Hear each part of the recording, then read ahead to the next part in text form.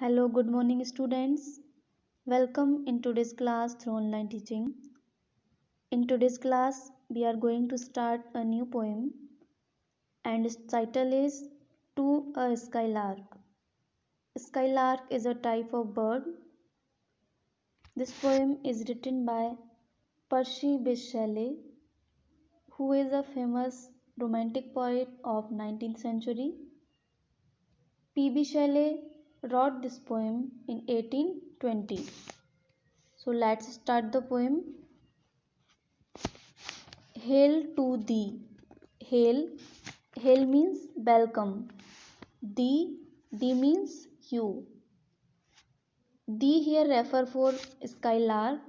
The poet P.B. Shelley addresses skylark and he says that hail to thee, blithe spirit. Blithe means happy. Blithe means happy. Spirit means soul. Spirit means soul. Blithe means happy. Bird thou never bird. Bird means bird. Thou means you. You here refer for skylark. That from heaven. Heaven here used for sky or near it. Purest here means express. Thy full heart in profuse strains. Profuse strains means abundant tunes of unpremeditated art.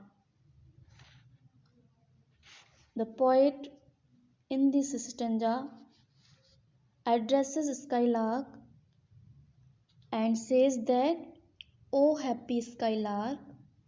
The poet addresses skylark as happy spirit. He says, O happy skylark, I welcome you. You are not a bird, for you were never born one. You are not a bird, you are a spirit who from a great height in the sky expresses your abundant songs of natural and spontaneous melody. In these opening lines, the poet welcomes the word, calling it a happy spirit. He calls it a happy spirit because it is rather an ethereal spirit than an earthly bird. Flying at an immense height, the skylark sings songs that give vent to the passionate feelings that fills its heart with a fullness that is natural and untaught. The higher pours its song in a spontaneous manner. To the poet Shelley, the skylark appears to be an ethereal spirit because the bird is full of joy and its song is so melodious and charming. Higher still and higher, higher still and higher, it means in the higher planes of the sky. From the earth, thou means you and it is used for skylark word. Thou springest like a cloud of fire, like a cloud of fire. The blue deep, thou wingest, the blue deep, it is used for blue sky. Thou wingest, and singing still dost soar, soar means fly, and soaring ever singest, and soar, and soar, soaring ever singest. The poet calls the skylark a cheerful and happy spirit. The skylark is not a bird but a spirit because flying at a great height it is not visible. The poet offers a warm welcome to the skylark. He joyfully greets the skylark. The skylark sings spontaneous songs from somewhere near the sky. It sings sweet melodies which express the feelings and emotions of its heart. A continuous stream of rich music flows naturally from the skylark. The skylark sings effortlessly and without any previous preparation. From the time of skylark, when the skylark starts flying, it flies continuously higher and higher like a mass of flame, breaking away from the fire and ascending in a cloud which disappears as it rises. As it flies higher and higher in the sky, it sings continually. As the bird flies higher and higher into the sky, the louder becomes its song. As the bird flies higher and higher into the sky, the louder becomes its song. This line is remarkable for its melody. In the golden lightning of the sunken sun, in the golden lightning it means crimson rays of the rising sun, which appear like the flashes of lightning. The sunken sun it means the sun under the eastern horizon before rising, over which clouds are brightening. Thou dost float and run, float means fly, like an unbodied joy whose race is just begun. In this stanza, the poet describes the skylark with the help of one simile after another. He calls the skylark a spirit, pouring its sweet song from heaven, or we can say sky. He compares it to a cloud of fire. In this stanza, he calls the skylark an unbodied joy. He calls the skylark a spirit. He describes the skylark as it appears to him in the morning when the sun is rising and its golden rays are adding luster to the clouds in the sky. Clouds are often gathered over the part of horizon where the sun rises in the morning, and they brighten with his strengthening rays.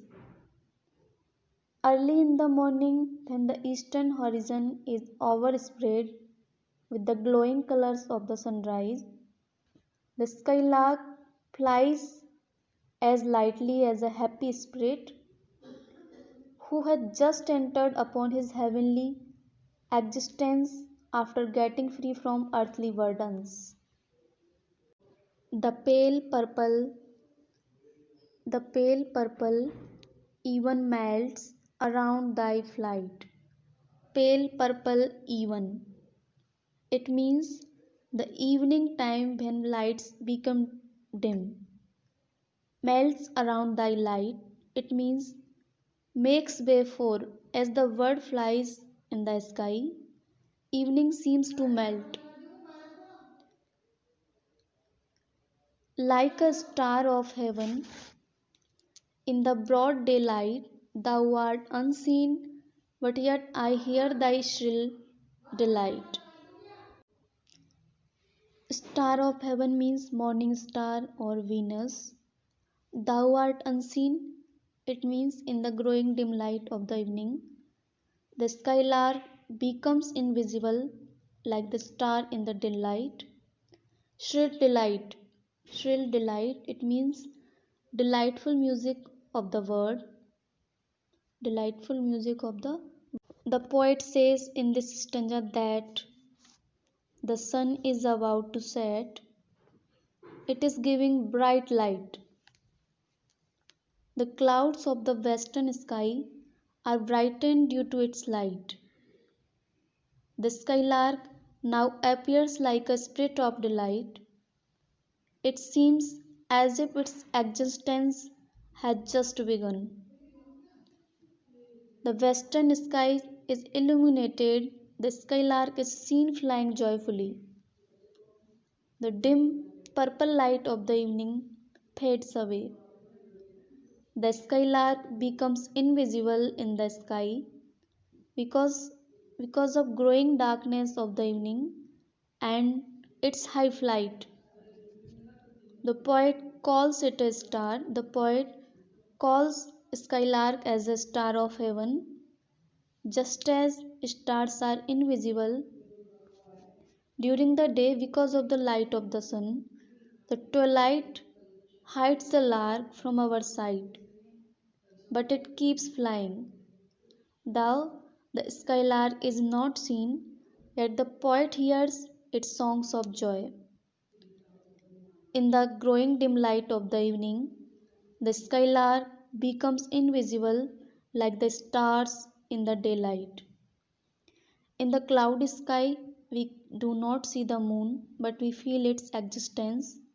Similarly, the poet does not see the skylark, but he hears its song. The skylark must be somewhere in the sky. Keen as are the arrows. Keen means sharp, clear.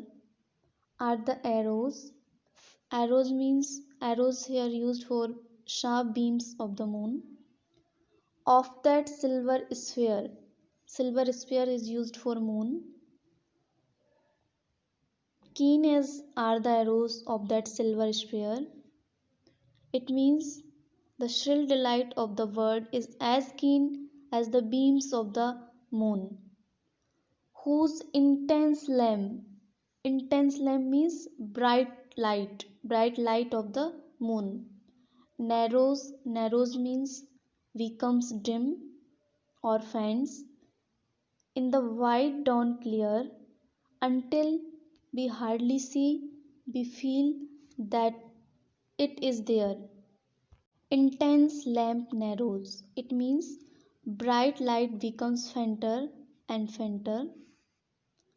In the white dawn clear, it means in the light of the early morning before sunrise. We hardly see. It means we do not see. We do not see. During the night, the moon sheds its white light upon the earth, but the same bright light begins to fade with the coming of the morning. In the light of the morning, the moonlight disappears. Although the moon now becomes almost invisible, yet we are aware that the moon is still in the sky. In the same way, the skylark is invisible to our eyes, but we are listening to its music. We know that skylark is in the sky. The stanza expresses how the word is invisible, though its music is heard. The poet does so with the help of a simile. The poet does so by means of a comparison with the moon, which the skylark resembles. Just as the rays of the moon are intensely bright, so the song of the skylark is intensely passionate. Just as the moon fades in the light of the morning till it becomes invisible, though its presence is clearly felt. In the same way, we feel the skylark to be there by the intense sound of his song, even though we lose sight of it on the height to which it flies. Though we are not able to see the moon in the light of the morning sun, yet we know the moon is there in the sky. Similarly, the word is there in the sky.